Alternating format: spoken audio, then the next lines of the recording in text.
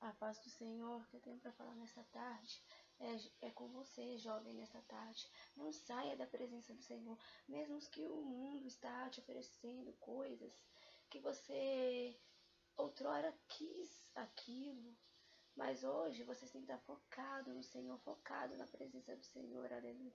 Que o Senhor irá te usar, o Senhor irá entregar tudo o que você quer.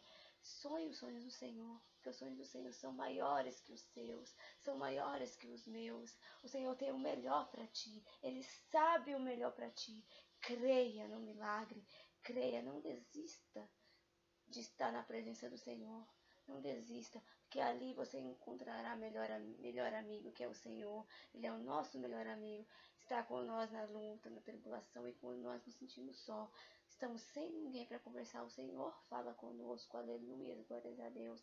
O Senhor é o único que te ouve na hora que você está sozinho, na hora da aflição. Então continue firme. Na hora certa, o Senhor entregará a bênção para ti. Creia no milagre, creia no Senhor, que a resposta dele virá. Assim fiquem todos na paz do Senhor Jesus. Amém.